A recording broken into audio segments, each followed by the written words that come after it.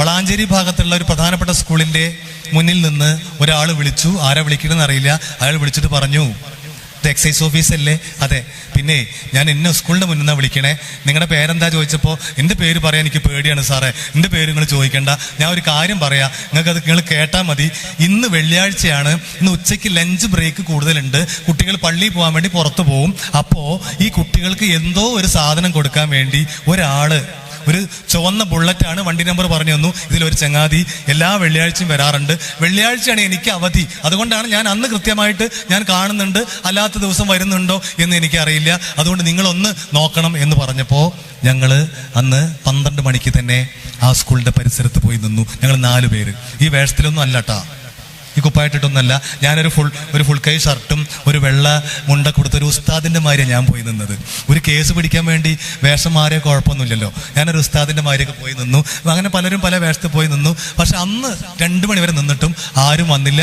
ഞങ്ങൾ തിരിച്ചു പോന്നു. അടുത്ത വെള്ളിയാഴ്ച രാവിലെ വീണ്ടും ഈ വിളിക്കുന്ന ആള് വിളിക്കുകയാണ്, സാറേ കഴിഞ്ഞ ആഴ്ച നിങ്ങൾ വന്നിട്ടുണ്ട്, എനിക്കറിയാം, ഞാൻ കണ്ടു, ഞങ്ങൾ വരണോ പോണൊക്കെ ഞാൻ ശ്രദ്ധിക്കുന്നുണ്ട്. എൻ്റെ വീട് അതിൻ്റെ തൊട്ടടുത്താ, ഞാൻ മുന്നിക്ക് വരാതിരിക്കുകയാണ്. അതുകൊണ്ട് ആ കഴിഞ്ഞ ആഴ്ച ഞങ്ങൾക്ക് ആളെ കിട്ടിയിട്ടില്ല, അയാൾ വന്നിട്ടില്ല. പക്ഷെ ഇന്ന് വരും, ഈ ആഴ്ച വരും, അതുകൊണ്ട് നിങ്ങളൊന്ന് വരണം എന്ന് പറഞ്ഞപ്പോൾ ഞങ്ങൾ പോയി. കൃത്യസമയത്ത് ഇതായി വണ്ടി കയറി വരുന്നു. നമ്പർ നോക്കിയപ്പോൾ സെയിം വണ്ടിയാണ്. ഞങ്ങൾ സിഗ്നൽ കൊടുത്തു. 4 സൈഡിൽ നിന്നും ആൾക്കാർ ഓടി വന്നു. ഈ വണ്ടി നിർത്തിയ പാടെ അതിന്റെ കീ ഊരി ആളെ ഇറക്കി. ഒരാളെ പിടിച്ചു കഴിഞ്ഞാൽ ആദ്യം ചെയ്യാൻ എന്താ അറിയോ, ആളെ ഒന്ന് തപ്പി നോക്കും. അങ്ങനെ പ്രത്യക്ഷത്തിലൊന്നും കണ്ടില്ലെങ്കിൽ ഒരു മറവിലേക്ക് കൊണ്ടുപോകും. ഇതുപോലെ ഏതിൻ്റെയും പുറകിലേക്ക് കൊണ്ടുപോയിട്ട് വിശദമായിട്ടൊന്ന് തപ്പി നോക്കും.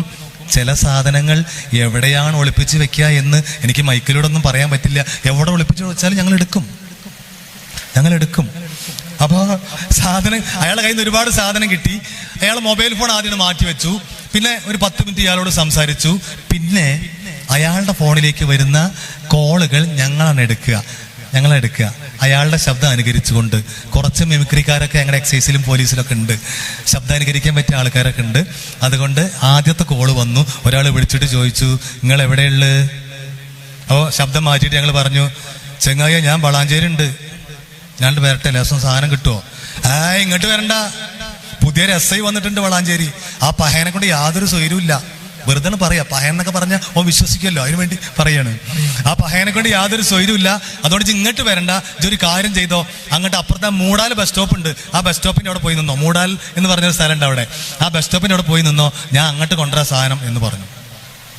5 മിനിറ്റ് കഴിയുമ്പോൾ വീണ്ടും വിളി വരുമ്പോൾ നമുക്ക് ചെറിയൊരു പേടിയുണ്ട്. കാരണം ഇതേ ശബ്ദം അനുകരിക്കാൻ കിട്ടിയില്ലെങ്കിൽ പണി പാളി പോവല്ലോ. അതുകൊണ്ട് ഈ ഫോണൊക്കെ പൊത്തിപ്പിടിച്ചിട്ട് വീണ്ടും വിളി വന്നപ്പോൾ ഞങ്ങളുടെ ഒരു സാറ് പൊത്തിപ്പിടിച്ച് ചോദിച്ചു, എന്തേ? ഓൻ പറഞ്ഞു, നിങ്ങളെ എന്നാൽ എനിക്ക് തന്നില്ല, ആ ചപ്പ് സാധനം പറ്റില്ല, നല്ല സാധനം വേണം. ചെങ്ങായി അനക്കെന്തെങ്കിലും ഞാൻ ചപ്പ് സാധനം തന്നിട്ടുണ്ടാ? എൻ്റെ കയ്യിൽ ഈ സാധനമുള്ളൂ, ഇത് വേണമെങ്കിൽ വന്നാൽ മതി എന്നൊക്കെ പറഞ്ഞ് ദേഷ്യപ്പെട്ടപ്പോൾ നിങ്ങളുടെ കയ്യിൽ ഏത് സാധനമായാലും വേണ്ടില്ല, ഞാൻ വരാം എന്ന് പറഞ്ഞു. ഞങ്ങൾ ആ മൂടാൽ ബസ് സ്റ്റോപ്പിൽ നിൽക്കുകയാണ്. നല്ല തിരക്കുള്ള സമയമാണ്, ഹൈവേ റോഡാണ്. അന്ന് റോഡ് പണി തുടങ്ങിയിട്ടില്ല. നല്ല കണ്ടെയ്നർ ലോറികൾ, 28 ചക്രമുള്ള ലോറികളൊക്കെ പോകുന്നുണ്ട്, ബസ്സുകളുണ്ട്, നല്ല തിരക്കാണ്. ആ തിരക്കിൻ്റെ ഇടയിൽ ഒരു പ്രത്യേക തരം ബൈക്ക്, ചിലപ്പോൾ നിങ്ങൾക്കറിയാം, എനിക്കതിന്റെ പേരറിയില്ല, അത് ഓടിക്കുന്ന ആൾ ഇങ്ങനെ ഓടിക്കുക, കണ്ടിട്ടുണ്ടാ? ഇങ്ങനെ കിടന്നോടിക്കുന്ന ഒരു സാധനം, ഹാൻഡിലുണ്ടാവും, ആ തല പുറത്ത് ഓടിക്കുന്ന ആളെ തല ഇങ്ങനെ ഉണ്ടാവും ഹെഡ്ലൈറ്റിന്റെ മുകളിൽ, ആളെ കാണൂല. ഈ പുറകിലിരിക്കുന്ന ആള്, ഈ ബാക്കിലിരിക്കുന്ന ആള് കുതിരപ്പുറത്തിരിക്കുന്ന മാതിരി ഇങ്ങനെ ഇങ്ങനെ ഇരിക്കും. അല്ല, കണ്ടില്ലേ? ഏതാ സാധനം, ഏതാ ബൈക്ക്? അതല്ലേ, ആ സാധനം തന്നെ.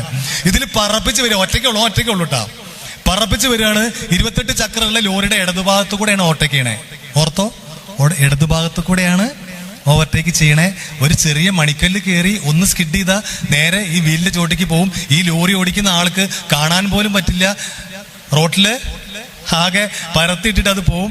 എന്തായാലും അവിടെ നിന്ന് കട്ട് ചെയ്തു, നേരെ പോയി. അവിടെ നോക്കുമ്പോൾ മുന്നിൽ ബസ് ഉണ്ട്, ബസ് കുറച്ചും കൂടി സൈഡ് ചേർത്തിട്ട് ഓടിക്കണേ, അതുകൊണ്ട് അങ്ങോട്ട് കയറാൻ ഗ്യാപ്പില്ല, ഇങ്ങോട്ട് കട്ട് ചെയ്തു. ഒരു ചെറുപ്പക്കാരൻ വന്നിട്ട് ഞങ്ങൾ നിൽക്കുന്ന ബസ് സ്റ്റോപ്പിൽ വന്ന് വണ്ടി നിർത്തി. നല്ലൊരു ചെറുപ്പക്കാരനാണ്. പെട്ടെന്ന് അവൻ ഫോൺ എടുക്കുന്നു, ആരെയോ വിളിച്ചപ്പോൾ ഞങ്ങളുടെ കയ്യിലുള്ള ഫോണാണ് അടിച്ചത്. ഞങ്ങൾക്ക് മനസ്സിലായി, നേരത്തെ വിളിച്ച ആളാണ്. ശേഷം സാധനം കിട്ടുമോ, ഞാൻ വരട്ടെ എന്ന് ചോദിച്ച ആളാണ്. എനിക്ക് ആ ചപ്പ് സാധനം പറ്റില്ല കേട്ടോ, നല്ല സാധനം വേണം കേട്ടോ എന്ന് പറഞ്ഞ ആളാണ്. വന്നാളുടെ രൂപമൊക്കെ പറയുമ്പോൾ നിങ്ങൾ തിരിഞ്ഞു നോക്കൊന്നും വേണ്ട കേട്ടോ, അങ്ങനത്തെ ആൾക്കാരൊന്നും ഇതിലില്ല. ഞാൻ മുഴുവൻ കേട്ടാൽ മതി. ആദ്യം ഞാൻ പറഞ്ഞു വരുമ്പോൾ നിങ്ങൾ എന്നെ തെറ്റിദ്ധരിക്കരുത്, എന്നോട് ദേഷ്യപ്പെടരുത്. ആ രൂപം ഞാൻ അവന്റെ രൂപം മാത്രം വർണ്ണിക്കുകയാണ്. നല്ല ചെറുപ്പക്കാരൻ, നിങ്ങളെക്കാളും നല്ല ഭംഗിയൊക്കെ ഉണ്ട് കാണാൻ. പക്ഷെ മുടിയൊക്കെ കൂടെ ഇങ്ങനെ കുത്തനെ മുളച്ച് ചേന മുളച്ചക്കണമാതിരി നിൽക്കുകയാണ്. മുടി ഇങ്ങനെ കുത്തനെ. പാന്റ് ഊരി പോയിട്ട് ഇവിടെ, ഇതൊക്കെ ഊരി പോയിട്ട് ഇവിടെ. കാണാൻ പാടില്ല എന്ന് തോന്നുന്ന എല്ലാ ഭാഗങ്ങളും നാട്ടുകാർക്ക് മുഴുവൻ കാണിച്ചിട്ടാ പോണേ. ഷർട്ടിന്റെ ബട്ടൺസ് തലങ്ങ് വിലങ്ങ് ഇട്ടിരിക്കണേ, ഇടാനുള്ള ബോധമില്ലല്ലോ. പിന്നെ ഒരു കണ്ണ് എഴുതിയിട്ടുണ്ട്, സുറുമ എഴുതി, അത്ര കണ്ണിങ്ങനെ എഴുതിയിട്ടുണ്ട് എന്ന് വിചാരിച്ചിങ്ങനെ മുടി വളർത്തുന്ന എല്ലാവരും മോശക്കാരാണെന്നാണോ? ഒരിക്കലും അല്ലട്ടോ, അങ്ങനെയൊന്നും ഞാൻ പറയില്ല. അങ്ങനെ ആയിരുന്നു ഞങ്ങളുടെ വിശ്വാസം. കാരണം ഞങ്ങളെ പട്രോളിങ്ങിന്റെ ഇടയിൽ ഞങ്ങളുടെ മുന്നിൽ മയക്കുമരുന്നുമായിട്ട് അതിനടിമപ്പെട്ട് വരുന്ന ആൾക്കാർക്ക് ചില പ്രത്യേകതകൾ കാണാറുണ്ട്. ഇതുപോലെ മുടി വളർത്തും, ബോധം ഉണ്ടാവില്ല, പകുതി ഭ്രാന്തന്മാരായിരിക്കും. അപ്പോൾ ഞങ്ങളുടെ മുന്നിൽ ഈ പട്രോളിങ് പോകുമ്പോൾ ഇതുപോലെ മുടി വളർത്തിയ ആരെങ്കിലും കണ്ടാൽ ഞങ്ങൾക്ക് സംശയമാണ്. ചിലപ്പോൾ നമ്മുടെ ഓഫീസിൽ പറയും, വണ്ടി നിർത്തി നോക്കട്ടെ, അവനെ നോക്കട്ടെ എന്ന് പറയും, വിളിച്ചു വരുത്തും. സംശയമാണ്. ഇവന്റെ രൂപം എങ്ങനെയാണ്? ഇവനെ നേരെ കൊണ്ടുപോയി ഞങ്ങൾ ലോക്കപ്പിലിട്ടു. മക്കൾ കേട്ടോ, അടുത്ത കോള് വരുന്നു, അടുത്ത സ്ഥലം പറയുന്നു, അടുത്ത ആളെ, അടുത്ത മുതല് വേറെ സ്ഥലം പറയുന്നു. അവിടെ ഞങ്ങൾ പൊക്കിക്കൊണ്ടുവരുന്നു, കൊണ്ടിടുന്നു. കേട്ടോളൂ, ആദ്യത്തെ 2.5 മണിക്കൂറിനുള്ളിൽ 22 വിളി വന്നു ആ ഫോണിക്ക്. ആ 22 വിളിയിൽ ഒരു വിളി മാത്രം ഒരു സ്ത്രീ വിളിച്ചു. കേട്ടോളൂ, ഞാൻ തുടക്കത്തിൽ പറഞ്ഞ പോലെ സ്ത്രീകളും ഇതിന്റെ കാരിയേഴ്സ് ആയിട്ടുണ്ട്. പെൺകുട്ടികൾ പോലും അടിമപ്പെടുന്നു എന്ന് കൃത്യമായിട്ട് അറിയുന്നത് കൊണ്ട് ഞങ്ങൾ പുതിയൊരു കേസ് കിട്ടുമെന്ന് വിചാരിച്ചിട്ട് ഫോണൊക്കെ എടുത്തു. പക്ഷെ അത് പിടിച്ചു കൊണ്ടുവന്ന ആളുടെ ഭാര്യയായിരുന്നു. ബാക്കി 21 കോളുകളും ഈ സാധനം വേണം എന്നാവശ്യപ്പെട്ടുകൊണ്ടുള്ള ഉപഭോക്താക്കളായിരുന്നു. ഇതില് 18 പേരെ പിടിച്ചു കൊണ്ടുവന്ന് ഞങ്ങൾ ഞങ്ങളുടെ ലോക്കപ്പിന്റെ മുന്നിൽ, മക്കളുടെ മനസ്സിലൊന്ന് സങ്കല്പിച്ച് നോക്ക്, ഞങ്ങളുടെ ലോക്കപ്പിന്റെ മുന്നിൽ 18 പേരിങ്ങനെ നിരത്തി നിർത്തിയിരിക്കുകയാണ്. ഈ 18 പേരിൽ 13 പേരും 13 വയസ്സിനും 18 വയസ്സിനും ഇടയിലുള്ള വിദ്യാർത്ഥികളായിരുന്നു. നമ്മുടെ പരിസര പ്രദേശത്തുള്ള, ഞാൻ ഈ ഭാഗത്ത് അത്രത്തോളം വന്നില്ലാത്തതുകൊണ്ട് ഞാൻ പറയുന്നില്ല, ഈ ഭാഗത്ത് അത്ര പരിചയമില്ലാത്തതുകൊണ്ട് പറയുന്നില്ല, ആ പരിസര പ്രദേശത്തുള്ള പല പ്രധാനപ്പെട്ട വിദ്യാഭ്യാസ സ്ഥാപനങ്ങളിലെയും വിദ്യാർത്ഥികൾ അതിലുണ്ടായിരുന്നു. ഇവരൊക്കെ രക്ഷിതാക്കളെ ഞങ്ങൾ വിളിച്ചു. ഉമ്മയും ഉപ്പയും അച്ഛനും അമ്മയും ഓടിക്കത്തച്ച് ഞങ്ങളുടെ ഓഫീസിലേക്ക് വരുന്നു. ഓടിക്കതച്ച് വന്നിട്ട് ആ വാതിൽക്കൽ വന്ന് സ്വന്തം മകൻ അകത്തേക്ക് നോക്കുകയാണ്. അപ്പൊ ഈ 18 പേരുടെ കൂട്ടത്തിൽ സ്വന്തം മകൻ നിൽക്കുന്ന കാണുമ്പോൾ ദേഷ്യവും സങ്കടവും സഹിക്കാൻ വയ്യാതെ അവസാനം പരിസരം മറന്ന് ഞങ്ങളെ മുന്നിലൂടെ ഞങ്ങളെയൊക്കെ തള്ളി മാറ്റിയിട്ട്, യൂണിഫോം ഇട്ട് ഞങ്ങളെ കണ്ട് തള്ളി മാറ്റിയിട്ട് ഞങ്ങളുടെ ഇടയിലൂടെ ചെന്ന് സ്വന്തം മക്കളെ വലിച്ചിട്ട് തലങ്ങും വിലങ്ങും അടിക്കുന്നത് ഞങ്ങൾ നേരിട്ട് കാണുകയാണ്. അടിക്കുകയാണ്. അപ്പൊ ഞങ്ങൾ ചോദിക്കും, എന്തിനാ അടിക്കണേ? ഇപ്പൊ അടിച്ചിട്ടൊരു കാര്യമില്ല. വേറെ ചിലര് ഒരു നോട്ടമേ നോക്കിയുള്ളൂ. വന്നിട്ട് ഒറ്റ നോട്ടം, സ്വന്തം മകൻ വീട്ടിൽ നിന്ന് ഉമ്മ വന്നിട്ട് അച്ഛൻ വന്ന് നോക്കുമ്പോ പെട്ടെന്ന് ഇവൻ തല താത്തി ഇങ്ങനെ നിൽക്കുക. ആ ഒരൊറ്റ നോട്ടമേ നോക്കിയുള്ളൂ. അവർ സങ്കടം സഹിക്കാതെ തിരികെ പോയി ഒരു മൂലയിൽ പോയിട്ട് മുഖം പൊത്തി കരയാണ്, പൊട്ടി കരയാണ്. അപ്പൊ ഞങ്ങൾ ചോദിക്കും, എന്തിനാ കരയണേ? അപ്പൊ അവരെ സങ്കടത്തോടെ പറയും, സാറേ, എന്റെ മോന്, എന്റെ കുട്ടിക്ക് എന്ത് ആഗ്രഹം പറഞ്ഞാലും ഞങ്ങൾ നടത്തി കൊടുക്കും. ഞങ്ങൾ വലിയ പണക്കാരൊന്നുമല്ല, എന്നാൽ പോലും അവൻ എന്ത് ആഗ്രഹം പറഞ്ഞാലും ഞങ്ങൾ സാധിച്ചു കൊടുക്കും.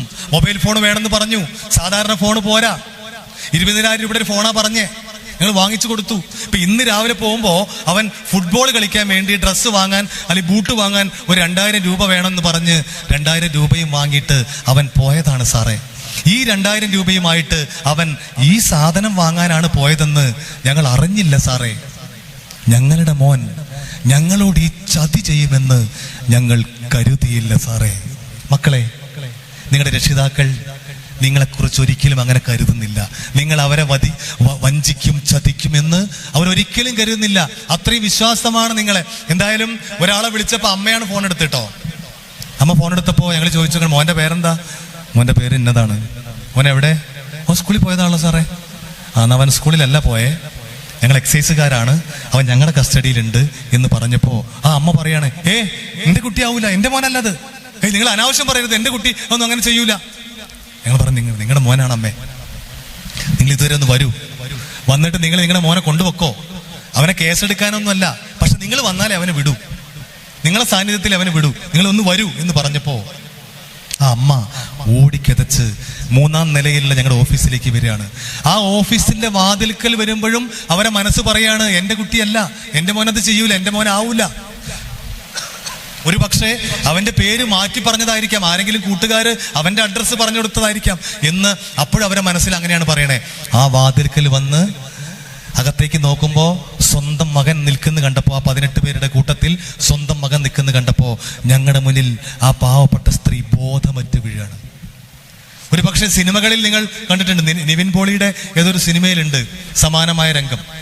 ആക്ഷൻ ഹീറോ ബിജു എന്ന് പറഞ്ഞൊരു സിനിമയിൽ ഇതേ രംഗമുണ്ട്. ഈ സിനിമ നിർമ്മിക്കുന്ന ആൾക്കാർ പോലീസ് സ്റ്റേഷനിലും എക്സൈസ് ഓഫീസിലും വന്ന് കണ്ട് കേട്ട് പഠിച്ചിട്ടാണ് ഈ സിനിമ നിർമ്മിക്കുന്നത്. ഞങ്ങളിത് നേരിട്ട് കാണുന്ന ആൾക്കാരാ.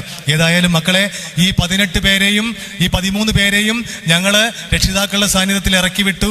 അവരെ കൊണ്ടുപോയി ചികിത്സിച്ചു, ഭേദമാക്കി. അവർ തുടക്കം കുറിച്ചിട്ടേ ഉള്ളൂ, ഒരു ഫുഡ് സ്റ്റെപ്പ് വെച്ചിട്ടേ ഉള്ളൂ.